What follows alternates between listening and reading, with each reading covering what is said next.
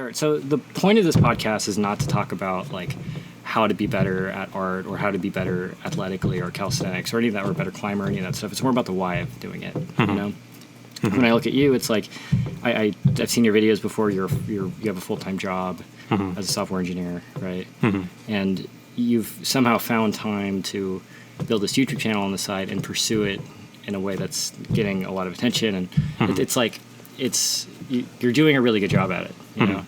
And I'm always curious. Yeah. Well, and I think for, you know, the thing that I believe is that like anyone is capable of doing anything, and generally the thing that's stopping people is like their ability to believe in themselves to commit to something, you know. And you've described in your videos that you are like a self-professed average physical person, you know. Right.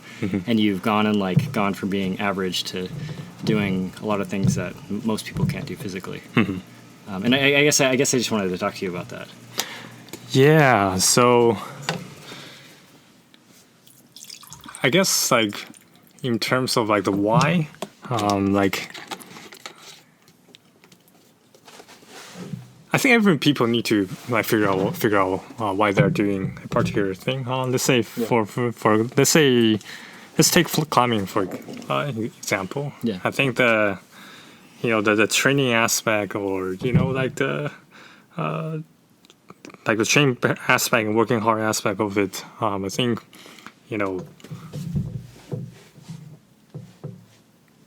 for most people, like that part is like difficult and it is not enjoyable. Because if that part for you is like enjoyable, and then you can actually enjoy the process, then you will become elite pretty easily. Because given that there are so many, you know, free tutorials and free teachings on the internet, right? So I think that the difficult part is like you gotta figure out why you want to do it. Yeah, exactly. Yeah. Well, and I think, you know, I read a Man's Search for Meaning by Viktor Frankl a while ago. It's like a book about this guy he survived the Holocaust and stuff, and he was talking about, he quoted like Carl Jung or something about how, you know, as long as you have a why to your life, you could do pretty much anything. And when I look at art or climbing or running or anything that's hard, a lot of it is just like it being worth it to you enough to be able to push through the tedium of like learning perspective or anatomy or doing like crimp exercises or any of that kind of stuff, which it's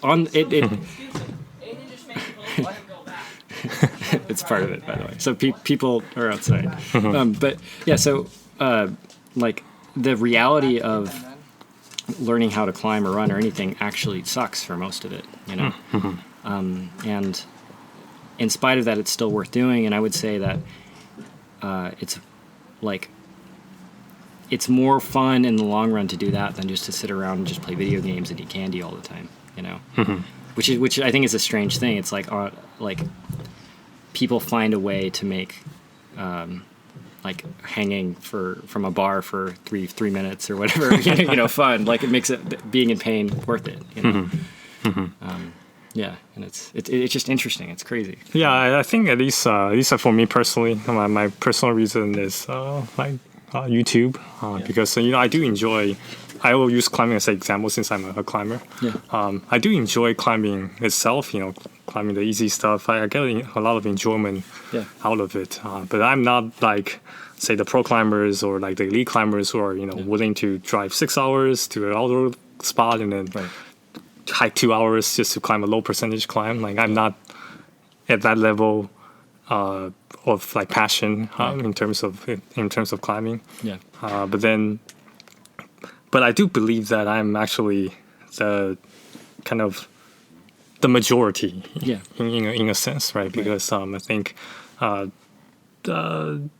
most people, you know, they're like me, you know, they like rock climbing, but then the training itself is, you know, maybe they don't like it that much, right? So I think you really need to figure out like why you're doing it, and then let's say for me personally, it's because of YouTube, because when I do like training videos, I can get views.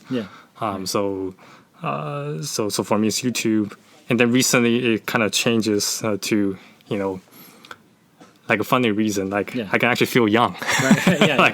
And when I was 20 something, I actually don't, you know, when I train, I work out, you know, I don't I'm just doing purely for YouTube. But now it's like, okay, I actually understand. Okay, my body's actually, Right. it's not as You could get getting stronger, right? yeah. It's not as like compared to my 20s. It's not as like peak as before. So, but then if I can still do muscle ups in my 30s or 40s and 50s, that's in a way for good. me to feel young, right? I think that's a great thing.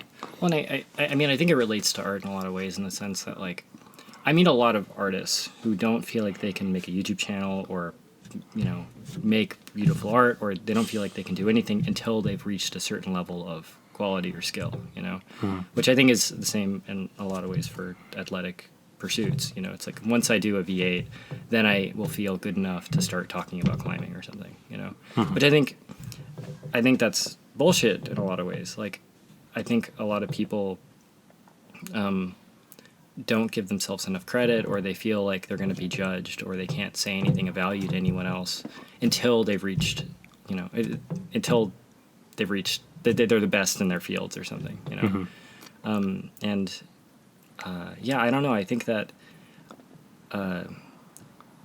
like, when I talk to people about this stuff, fundamentally, I think what most people want to do is pursue their dreams and feel like they're not wasting their time, And I think for me, the thing that I found is the bar for going out and saying things that, like, you might not describe yourself as the most elite athletic climber on the planet, but you've inspired a lot of people to become more athletic and pursue climbing and do all this stuff that might have not been inspired if you didn't, see that in yourself, Yeah, that's actually the main reason why I'm still continuing doing my channel, because I feel like it's meaningful, right? Yeah. And then people actually, when I met people in the gym saying, "Hey, I started rock climbing because of you," and then there are comments saying that, "Hey, I learned the muscle because I watched your videos," and I feel like that's a really meaningful thing. So that's part of the reason why I still continue to train hard, even though there are lots of big injuries and small injuries that's like behind the scenes that people don't know, but still kind of push through that. I think that's my motivation, but I think everyone has to find their own like motivation. I think even the motivation can be as shallow as, hey, I want to be able to showcase that I can do a muscle up on Instagram or whatever, or it can be like, hey, I want to, maybe it's like a social pressure. I want to be able to join my X group of friends that can, do, so I can work out with them together. I can, like, the reasons can be even like that, but you just gotta find that reason, because I feel like, this actually reminds me of, hey, when you're a kid, like sometimes you have no idea why you have to study like math or those type of stuff at school. Like you don't, like kids, they probably don't think as far, but then obviously if you study all those things, you'll be able to acquire the skills, so you'll be able to get a well-paid job, or or you can even say have the ability to build your own product and do a startup if that's your thing.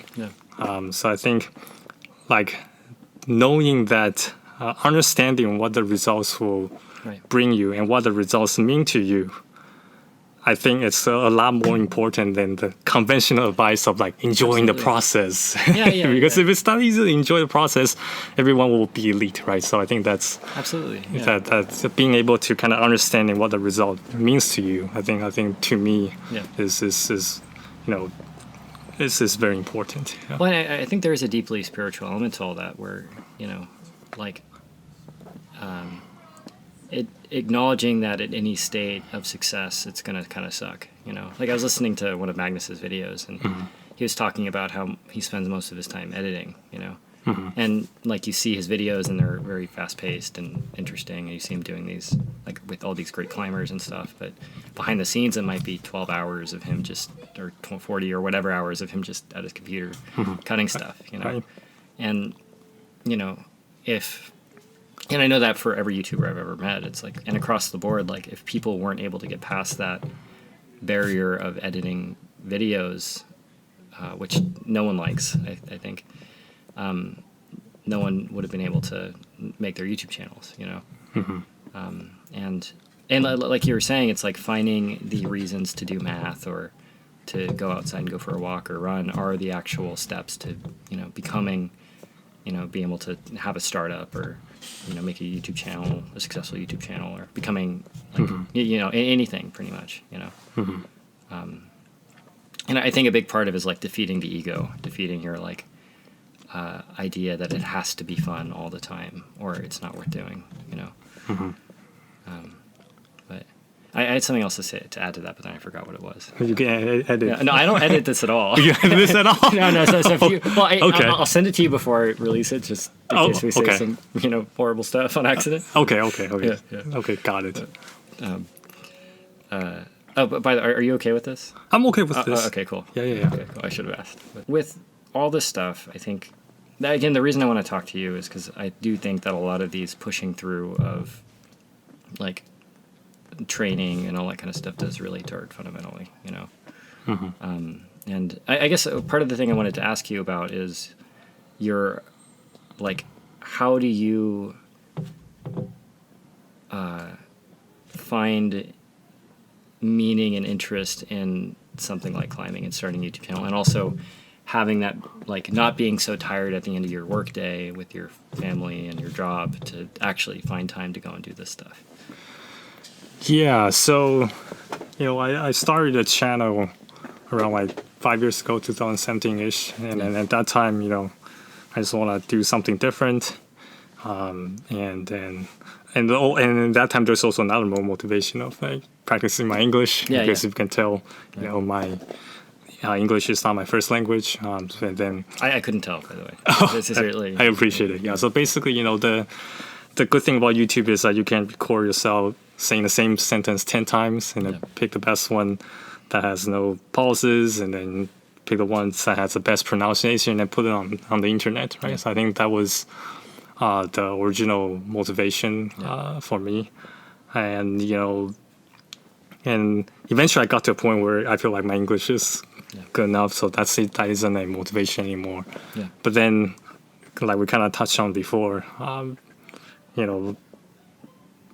I feel like this channel has become a meaningful thing. Like that people say, hey, I learned muscle because of you. I started climbing because of you.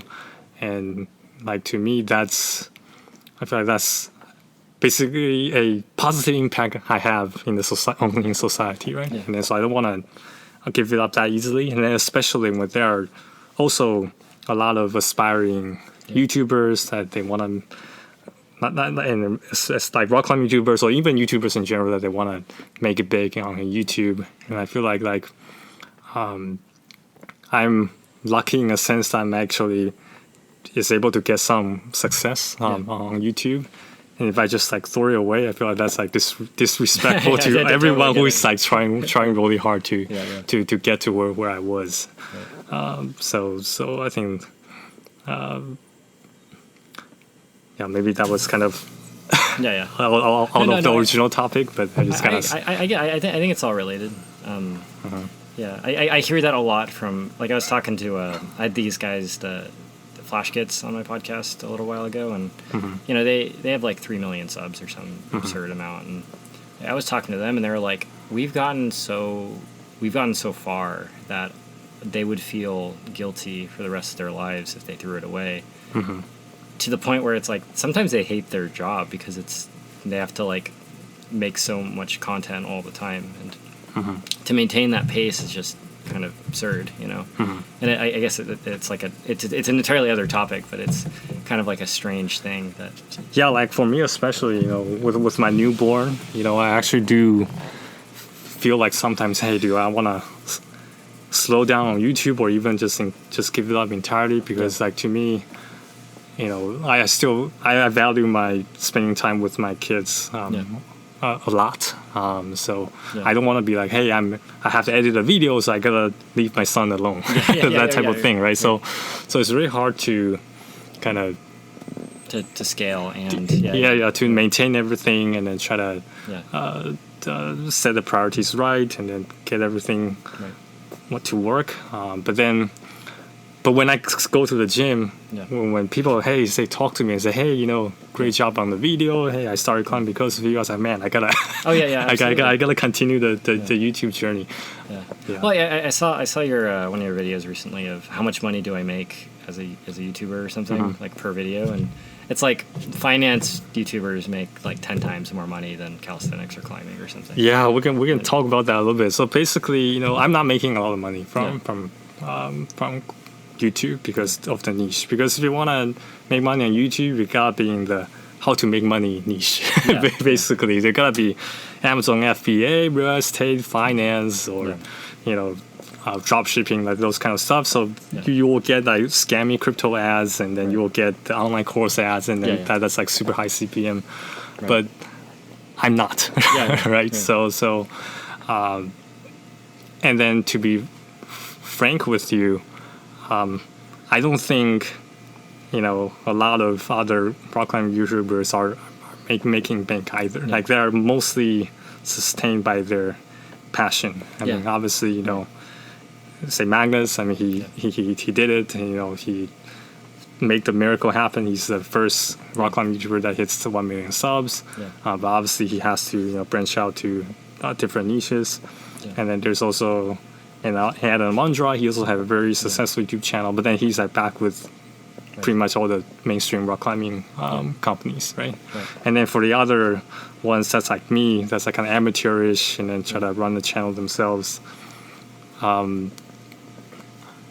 It's difficult because like the CPM is low, and then because the niche itself, the climbing niche itself is small, so when you kind of negotiate with the brands about the brand deals, I mean that's not going to be too high either. So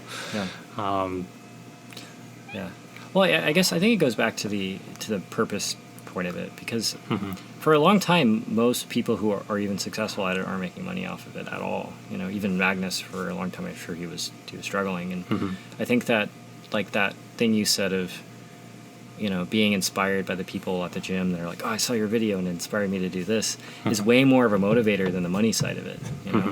Like if you got into it purely for the money, you might have made way more money in the short term, but it might have just burnt you out, and you probably, I don't know you that well, but like you might have lost interest almost immediately, because that's not what you really care about necessarily, and part of the thing I believe is that I think anyone is capable of I don't know about becoming a big famous YouTuber, but anyone's capable of like saying interesting things and inspiring people in the way that you have or anyone has, just based off their like passion for the subject that they have, and I think people like coming to terms with why they're actually doing something. Are they doing it for fame or for money or for whatever else? Are they doing it because they actually have genuine interest in what they're trying to do, and they're trying to inspire people, and that's pretty much that thought. But I think I think having passion is definitely necessary, but then having passion alone, I feel like it's in most of the cases not enough. Like for me, I can still continue doing it because I don't have any I don't have to worry about any financial stuff because I have the software job that's like paying the bills for me. But then there are also a few rock climbing YouTubers I know that they were doing well, but then they stopped doing it, mostly because of the financial reason, from the financial side of it. So I feel like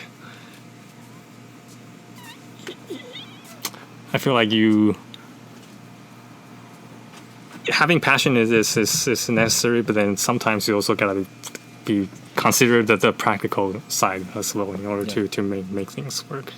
Are you ever tempted to try and go all in on your YouTube channel? Do you have any like it's a 2% chance or something, or? So no. I think part of the reason is so I think if I want to go all in on YouTube, I feel like the niches wrong, or it's early 30 years. Maybe like 30 years later, the rock climbing niche on social media could potentially, make a living. And another side of me thinks the reason that I don't want to do this is, I feel like I'm throwing away my 20 years of hard work. I mean, the first 20 years of hard work, because I putting a lot of work academically in terms of learning like the math, physics, and all those stuff. And that's why I was able to, qualify for the golden ticket to come to the USA, and then became able to land a pretty awesome software job. And I feel like if I just throw that away, that's like equivalent of throwing away my first 20 years of effort. Yeah, right. And I don't like that. So I think unless I can see a more promising path, towards, at least like it will be financially sustainable, then I will potentially consider it. But at least for now, if I'm gonna keep being in the rock climbing and calisthenics niche, and especially when I'm not an elite climber nor elite calisthenics athlete, I just don't see that happening. To be honest with you, I totally get it. Yeah, well, again, I think it's like what you do is incredibly inspiring. It's like it is cool seeing somebody who's just interested in the subject, just pursuing it, just because they really enjoy it, versus like knowing that it's essentially just a hobby for you. Like you do it just for fun, and then I saw you released a bar, right? Like I did, yeah. Yeah, that's super cool. That's fucking awesome, man. Yeah, so 5 bar, yeah. So that was actually my attempt to kind of figure out like how much selling power does a rock climbing YouTuber like me actually have. So that was a good learning experience. But I think I do finally understand like why like the mainstream rock climbing brands does not reach out to people like me. Because I feel like people probably watch me for entertainment purposes, but they don't see me as a authoritative figure. Because when I did a collab with Magnus, and then when people know when I talk about it, and then people say, "Oh, Magnus is like coming," they're all like, wow, they're looking at like it's like the best climber. The best climber, and it's very like idolize a pro climber like Magnus, and I never get that type of thing, right? So I feel like meaning if pro climbers they're selling a particular harness or shoes, it will sell, right? Because like people actually look up to them. So if they recommend the shoes, people will buy it. But then, like for me, I mean, I don't know. I trust what you have to say. Like, you're way more cheap than I am. So. Yeah, so there are still some would probably listen to me, but comparing to the pros and the true elite climbers, I discovered that I still have a less selling power compared to them. Yeah. I'm surprised by that, honestly. I think that like for me, the people that are most interested in climbing they're not pursuing the elite level of climbing. They're like that's at least from my surface level. I don't know anything about the climbing market. Most people are like they'll like buy a pair of shoes and a harness, and then like that's their lifetime of climbing stuff, and to me it seems like somebody like you would be way more accessible because you're more relatable. You're more like, oh, I can do that. It's like, I guess you're like a little bit, you're more accessible and relatable, You could be right. I mean, I still, even though mainstream rock climbing brands don't reach out to me, but there are still like up and coming, like small brands that are, looking for exposure that reach out and work with me. And then based on data I saw, I'm still able to, sell, something, sell a few handboards for them. But then, but I think there's a reason why the mainstream rock climbing brands, they don't reach out to me, right? And then I'm not an exception. Like I don't see mainstream rock climbing brands work with my peers, like meaning the non-pro climbers, but have a following on YouTube. I don't see that either. So I hope that would change in the future. So starting a food bar brand is actually my attempt to kind of fight this because my actually ultimate goal for the food bar is if I can somehow jumpstart the food bar brand with my viewers, like the climbers, and then eventually I sell it to the general public, so I can actually make some money with it. My plan was actually to use the profit to sponsor, like the up and coming kind of average non-pro rock climbing YouTubers. So that was actually my plan to say, hey, if these mainstream brands don't see the value in us, I will try to prove them wrong, and then I will use the profits to reinvest in people like me. But unfortunately, that's probably not going to happen given the sales. So but that was a good learning experience, though. I mean, it's a good reality check, and then it was a good learning process, and I kind of understand like more like how the industry works and why does it work. Yeah. Well, I think so. In the art world, like the way people make money in the YouTube art world is they sell tutorials. They teach people how to draw a head or how to draw a car. And again, like art goes very, very deep. There's very technical perspective, or mathematical perspective, essentially, and anatomy and all that. And people will pay hundreds of dollars to get online tutorials from people. And like, I don't know. I guess it's... Where am I going with that exactly? It's something like, I think that anyone can make a relatable, successful product. It's just a matter of like trying things until they work, And I would say that there are probably a lot of people who watch you that, would definitely buy a product from you, just based off like your viewership and all that. Like, I've heard of people in the art world with around your same sub count with less viewers overall, but making like $600,000 or $700,000 in a year just from a course that they sell or something, and it's like, how does that like translate? Like I guess how is that like a repeatable thing that's able to be done in like every single? Because I think it is possible, Yeah, okay. I do think that, if I, continue to try hard enough and then, and then spend more effort on it, it could potentially work like a few years down the road. I'm not gonna lie. But then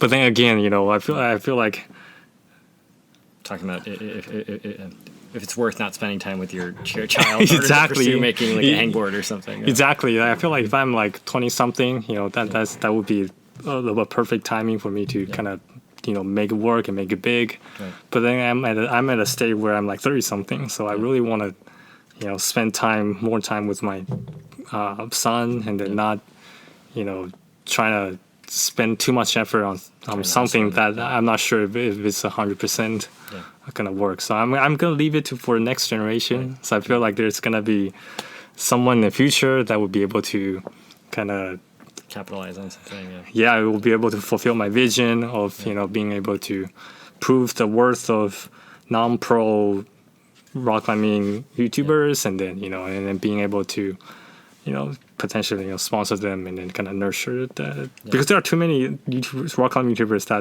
that were doing great and they stopped. And most likely because of the financial reasons. Well, I think that I think the reason people watch any tutorial video or any like climbing video or whatever, it's like somewhat aspirational. It's like anyone that's gonna buy an art tutorial or buy anything, or like people will buy a Mesa Rim membership and then not use it, or people will buy a pair of shoes or a paintbrush or pen or whatever, and they won't ever, or they'll buy a book that they don't read, and I think when somebody watches your videos, part of it is like them aspiring, like it's not like 99.99% of people who watch your videos will never do the 3-minute hanging or any of the crazy physical this is stuff you tried to do. I would say that the product that you're talking about is probably closer than I would say it's close based on my experience in the art world. It might be closer than you might think. I don't know if it would work, but a climbing tutorial might, Yeah, so or whatever. that climbing tutorial. So, so there are rock climbing YouTubers that focuses on the tutorial aspect of like teaching things, but like based on like when I talk to them, like it doesn't look like they're like doing super well either. I think because if you want to be able to sell a tutorial of something, that something has to be I guess like important to someone's life to a certain degree, right? So if you're selling, like, kind of ties back to what we briefly touched on, is if someone is selling a course on how to make money, like let's say FBA course or a dropshipping course, people is willing to do it because money is a essential part of someone's life. So even though the course might be a scam or maybe it doesn't work, but people are still willing to risk their money and then buy it, right? And then same for let's say use the software, for example. There are like boot camps out there, right? So people are willing to pay a huge amount of dollars to these boot camps because if they're able to achieve what the boot camp promised, that means they're able to land a software job at Google or $300,000. Yeah, and then make the money back, right? Right.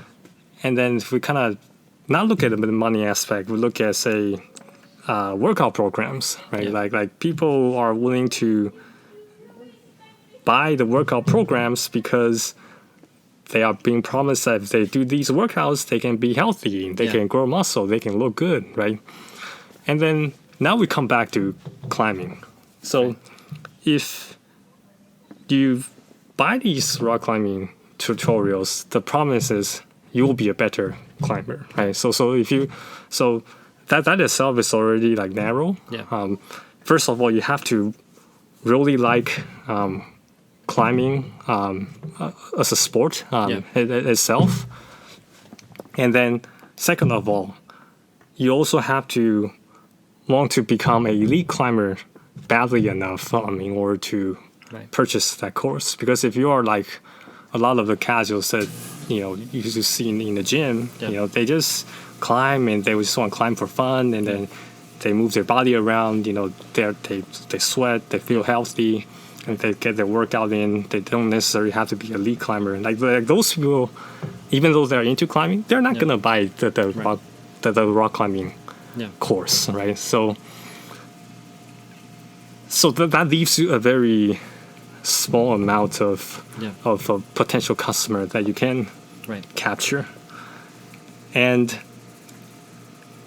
that small amount of customers is being kind of fight fiercely among all the the elite the elite climbers and rock climbing coaches.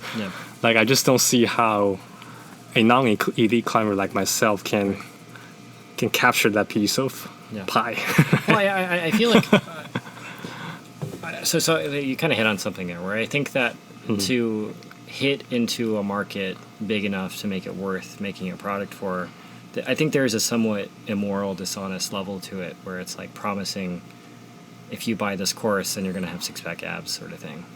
If you buy this course you're going to become an elite climber or a great artist or anything. And the reality of any course that anyone buys, like it's not going to be the thing that solves anyone's like all of someone's problems. It might give them some of the tools, but I think that like there have been calisthenics personalities in the world that have made millions of dollars teaching calisthenics. It might not be teaching climbing, but just teaching how to do planks and look good and be healthy. Yeah, because after all, calisthenics is being, tied to health, just like how weightlifting is being tied to health. Yeah. Like meaning, if you do calisthenics or weightlifting, you can have good-looking muscles, and let's not kind of kid ourselves. I mean, a lot of people do calisthenics and weightlifting to look good. Yeah. That was one of a lot of people's main motivator, and then of course like healthy, right? Yeah. So that's but then rock climbing, no one's gonna kind of associate a climber with good-looking big muscles, right? That's not how it works. And then you might associate rock climbing with healthy, but that could be a potential route to go for to make rock climbing more popular. But then everyone has to kind of, in the media, has to try to work together to push this narrative, right? Yeah. Well, I think there's a similar comparison between like celebrity chefs and climbing or climbers, because like a lot of climbers are celebrities. Like you see Alex Honnold climbing with Jared Leto or whoever else, and obviously big movie and all that. And in the same way, in like the 90s or 80s or whatever, you saw like chefs like Gordon Ramsay, whoever else, being paid almost nothing, but then cooking for kings, and now they're larger than life. Like they can't cook meals for everybody, so they have hundreds of other people, thousands of other people cooking their meals for them, and they've become like a brand, and I guess the comparison there, it's like, I don't know, I think that they're like, it's a shame to me to hear that the big climbing brands are like, only focusing on the famous climbers or the elite climbers. I think there's probably a huge underserviced market of people that are average that don't want to spend $300 on a pair of shoes. Yeah, that was my hypothesis too, but so far that doesn't seem to be the case. But then it might be also because the product I'm selling, a food bar, is only loosely related to like climbing and calisthenics. So it's harder for me to push it. Right. And then if the product itself does not, if the product itself does not kind of sell itself, then it's difficult. And then this actually reminds me of something like funny. So I think, the reason why I'm able to get some success on YouTube is because I actually represent a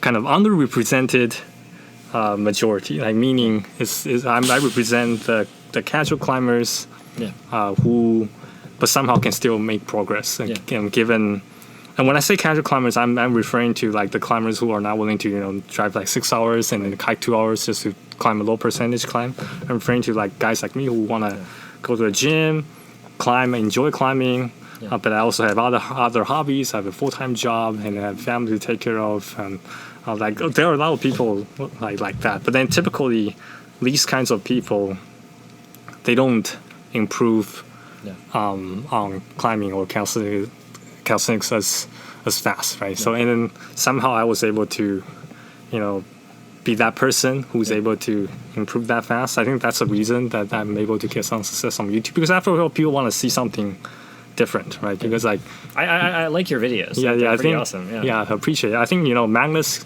can just film himself climbing and get views because it's different. He's a pro climber. Like the way he climbs, it's very entertaining to watch. Yeah, it's very entertaining, and then it's hard to replicate. And he absolutely deserves it. Like his first 20 years is focusing on climbing. I'm focusing on something else, math, physics, studying whatever, but he's focusing on climbing. So he absolutely deserves that.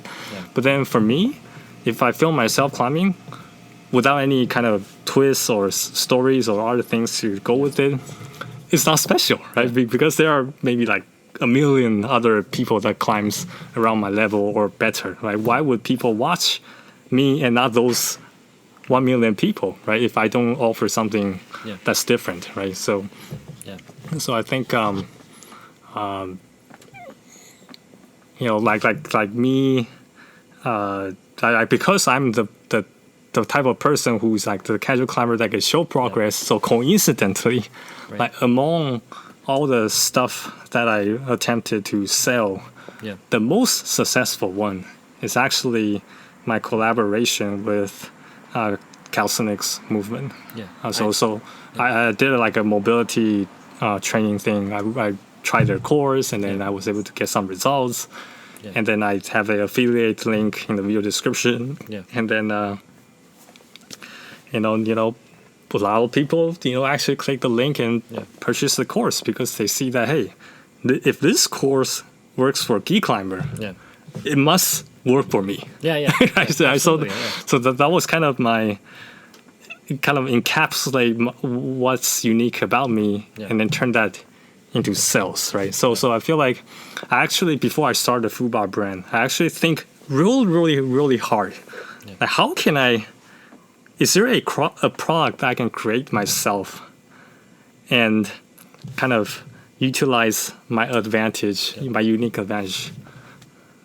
But I couldn't think of one. I 100% think there is. 1,000,000%. I couldn't think of one. The reason, so physical products are a bitch. So our company, we tried to make these like anatomical skulls that you can use for reference, and they did well. They made some money, but it's like we lost like 70% of the sales just to shipping and manufacturing and customer service and all that stuff. So 30% of the profit we had to keep, but then relative to digital products like a course, like an online course, it's night and day. It's like 99%.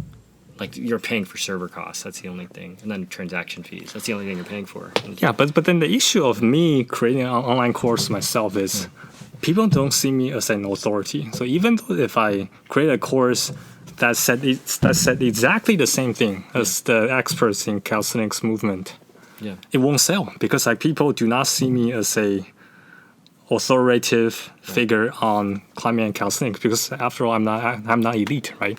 But then when someone elite try to sell them the course, say like calisthenics movement, for example, they might have doubts that, hey, that might not work for me because it's maybe these elite people, they don't understand the struggle of beginners. But then when the combination of me and calisthenics movement, like kind of me proving their course from the course from an expert, and then kind of prove that it works, and then it comes from a guy like me. Because if Magnus tried the course and try to say, "Hey, it works," to sell people, of course it worked for you, right? You're fucking Magnus. But then because it's me, people will be like, "Oh man, if it works for Geek Climber, it must will work for me." So that was why they're willing to open their wallet and buy. So ironically, that's actually my best kind of selling thing compared to say my food bar or the hangboards I try to sell, the pinch blocks I try to sell.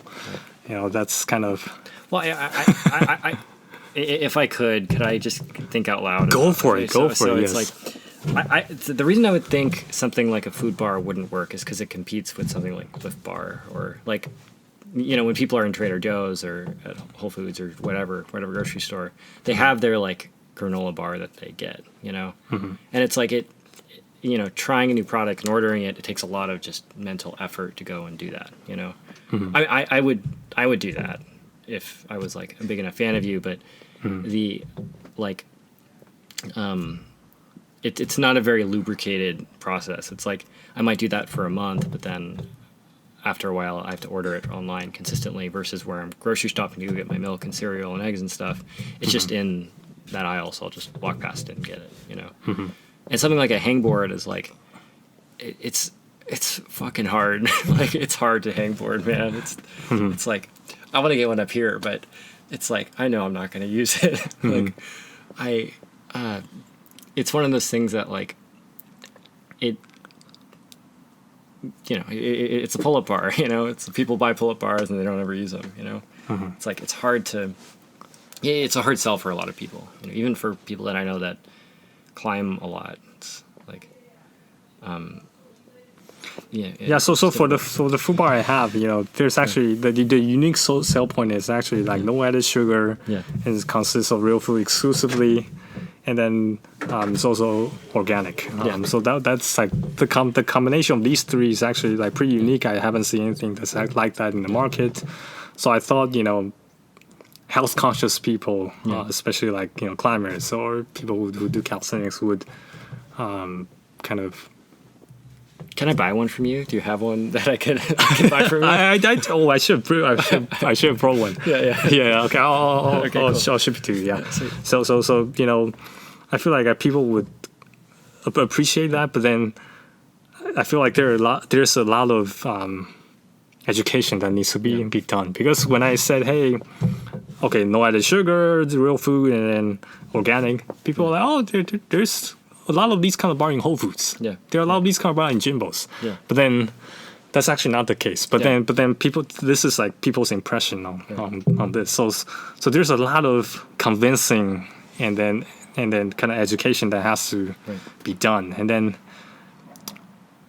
it's really, really difficult, because if I talk about that too much in my videos and people got bored, hey, why is this ad so long, right? I can accept like 50-second ad, but I don't want to listen to you to talk about your food bar for 1 minute, like that type of thing. Or if you try to run like Instagram ads or Facebook ads, you need a lot of dollars in order to do that. So it's really, really difficult. And I was hoping that eventually some group outside the climbing niche and the calisthenics side, people who don't know Geek Climber would eventually notice this bar, and then but you appreciate it. I was like thinking maybe like moms would like it, or it's like the health conscious people, but then that didn't happen. I think that's also probably partially also my fault, because I didn't advertise like aggressively enough. Also relying on word of mouth, and then my existing YouTube audience, and then so I think could it become successful if I have done it better? Yes, but then I do feel like I try it hard enough to the point that I have no regrets. And I think it's really admirable, honestly, seriously. Like, to try out a thing like that does take a lot of bravery and a lot of work. That it's hard to find that time and that motivation to do that. I appreciate it, because I know in my mind, if I never tried that, I will always have a doubt in my mind on why does the mainstream rock climbing brands not reaching out to me? Does non-elite climbers like myself really does not have that much of a selling power? And I always have this luring kind of doubts in my mind if I never tried it. But since I tried it, even though the direction doesn't seem like it's going on my favor, but at least, hey, I tried it. I think part of it, like, you could tell me to go buy a shirt, and if you told me that shirt would make me better at pull-ups, I would consider buying that shirt. Like if you told me, because I trust that you can do pull-ups, and like I don't know, I think you're underselling yourself in terms of the authority that you carry with people, because like your videos get views like 90,000, 800,000, 200, like million occasionally. Like it's not like people don't care what you have to say. Like, and even with the big climbing brands, like, I don't know.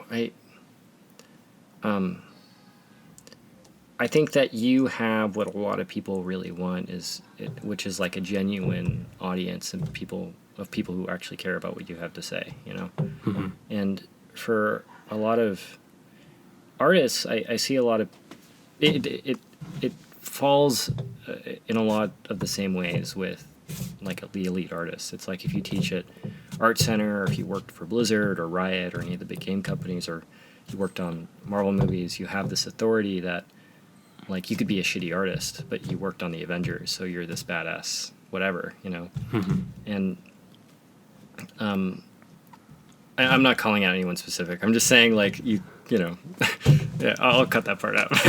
Okay, yeah. But it's like, just by having an association with this big movie, you have this authority of people that, they want to be able to be involved with these things, and they think that learning from you will give them the secret power to go and work on the Avengers or go work on the next Avengers or something, you know.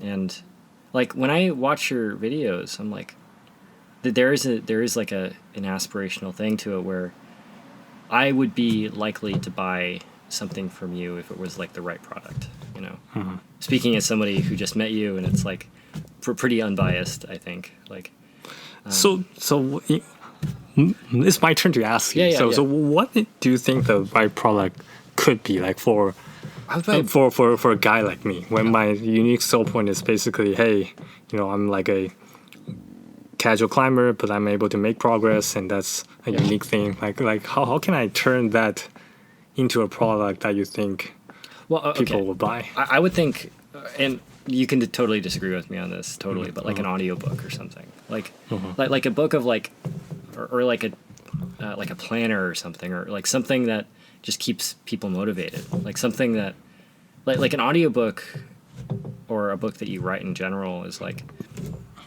most, like people might not come to you to learn how to do elite climbing, but there's a lot of people that would like to come to you on learning how to, like most of the world might not be able to do a pull-up, you know. Like outside of people being able to climb, like doing a pull-up is actually a big deal, like a single pull-up, you know. And you talking about somebody who is average, who like again has a job and has been able to do all this stuff, I think that that's a really inspiring thing, you know, being able to find the time and like motivation to go and do that stuff. Like I would listen to an audiobook like that, you know. Like just talking about your story, like you've done a lot of impressive things, you know, even beyond just your calisthenics stuff and your physical stuff. Like you've gone and done hard things, and like looking at people like Gary Vee or Gary Vaynerchuk or any of like the motivational speakers, they're like pretty mediocre at what they do. Like and even for artists that I know that have done well in the space financially, like they might not be the best technical artists, but they have like a thing that they've overcome. And I think generally most people aren't aspiring to be the best at what they're doing. They're just trying to overcome their day-to-day lives enough to be able to like enjoy it, you know. And if I guess if you released a product that helped people enjoy their climbing or their sessions a little bit more, that would be inspiring, and I think that would do well. Yeah, I do think that, you know, like a motivational audiobook could potentially sell to a certain degree, but then I do feel like, you know, if I were to put out a product, you know, because the main motivation of me to putting out a product was to kind of, you know, kind of prove that mainstream rock climbing brands wrong, right? So I feel like that product has to be able to sell to the general audience that who doesn't know who Geek Climber is, and I feel like the audiobook would probably only sell to a percentage of my existing viewers, and that would, you know, maybe generate some income for me to live if I don't have my software job. But I don't see that going big, right? Well, I would disagree in a sense, you know, because I think something like Free Solo isn't started with the intention of it going mainstream, you know. Like, I think just seeing the way they filmed it, it was like not meant for, like, it just looked like a movie for climbers, you know, and then it blew up into this massive thing that, like, Joe Rogan, he was on Joe Rogan podcasts and stuff, you know, and it's like, we get like celebrities climb with him now, and it's like, to me, the benefit of doing a digital product that way is to make profit off of it. You know, if you sell it for $30 or $40, if you're selling 10 a day, you're making $400 a day, and 10 a day is like a very small amount of people to be selling to, you know. And I guess the advantage of that is, like that money I think could ramp up until like potentially doing a bigger product. Like, making your own shoe brand or something, or like I don't know. I guess it's like I have no idea how it would work. I don't know how this space works. Yeah. I think the audiobook idea is still kind of within my kind of like why I'm unique and why I'm famous. So we're solving that part. So I get that. But then the shoe brand idea is like, okay, so why would people buy a shoe from me? Yeah. Right? So it's not. Well, I think it's hard to make the best shoe. It's hard. Like for a lot of artists, it's hard to make the best painting. Like I think like no one's going to be able to be a Banksy, really. Like no one's very, very, very few people are going to be able to sell a painting for $1 million. So there has to be like another way for people to be able to like make a living and make money off of that. And like. To be honest, I don't expect you to come up with a good answer right away, just after thinking, after knowing about this for just like a few minutes ago, because I actually spent a lot of time to think about this, but I still couldn't come up with something. So I don't blame you for not being able to. Well, I guess part of this is part of the idea with the audiobook is like the whole thinking behind it is so celebrity chefs in the 80s and 90s weren't making any money until suddenly like they started putting like Ramsey Gordon themed or like Ramsey Gordon pepper in the cooking aisle, and then suddenly it was on TV, and then people are like, oh, I know Ramsey Gordon, I'll go buy that, and it suddenly became like cookbooks, like celebrity chef spices suddenly overnight became this huge thing because it was like people knew that chef specifically, and the generic brands kind of lost their touch because like why would I do that if I have this like association with this person, And I might be totally wrong, and I probably am, but I'm just like, oh man, I'm curious what would be what would be the thing that might work, Yeah, I think this is a good thought exercise, but like to be honest, I'm kind of past that stage. I totally get it. I'm like, hey, I want to spend time with my son, and while maintaining YouTube, that's actually working. But then I'm like the food bar, I'll probably close it at some point. Makes sense. How long do you have, by the way? We've been going for about an hour or so. About an hour. Yeah. I'm good for as long as you want. If I mean, I can. What time is it? Let me see. I can go till 10. Okay, cool. Yeah, if you want to. Yeah, sounds good. Again, I with all that stuff, like I don't want to be motivated by money. It is just a thought experiment of like how do you make this stuff work? How do you like get around the man? How do you beat the man? And part of me wants to believe there is an answer, and like some crazy creative Hail Mary that like you making your own chalk bag or something. I do feel like the future generations will figure it out. Yeah. I think a lot of like old heads like to kind of pick on the newer generations and say they're not as good as them when they're young. Yeah, that's never true. I always feel like the newer generations are always better than older generations. I do feel like maybe 10 years, 20 years down the road, there gonna be someone on YouTube doing rock climbing that isn't maybe a pro climber, and be able to achieve what I achieve, and on top of that, kind of fulfill my vision or even make it better. I do believe that. Yeah, and I think it's cool to be able to exist in that space and believe that at some point someone's gonna like do the thing that you believe can happen. Yeah.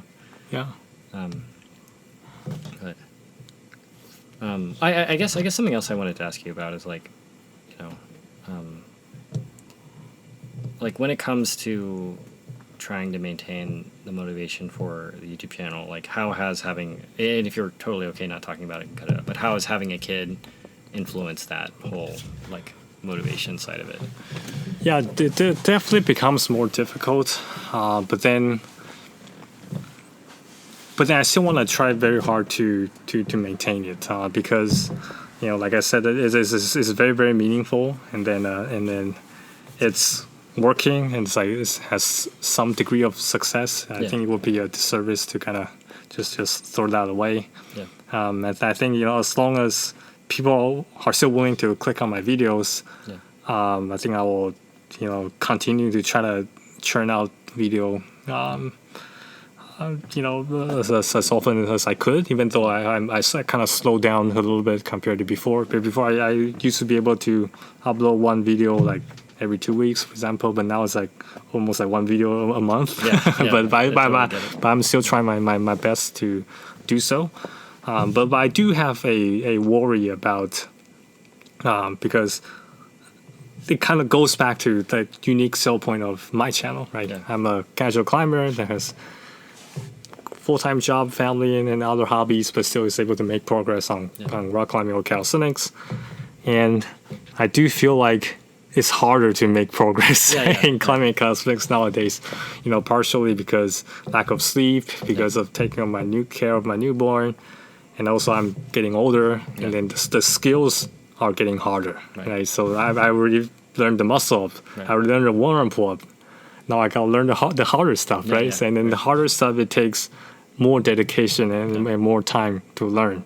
So, which means if it's harder and harder for me to kind of showcase progress, would that also mean that it's the end of my channel? Right? I have this worry because the fear, does that mean that people would not watch me anymore because my unique sell point is gone? Right? So I either have to figure out a way to pivot, or I have to somehow, some way, figure out a way to still make progress. And it's very difficult. But I think either way, I'm gonna try really hard to continue. And then if it gets to a point that the video uploads, it doesn't even get like 10K views, for example, then I'll probably just maybe it's time to move on. But at least for now, people still click, so I'm still uploading.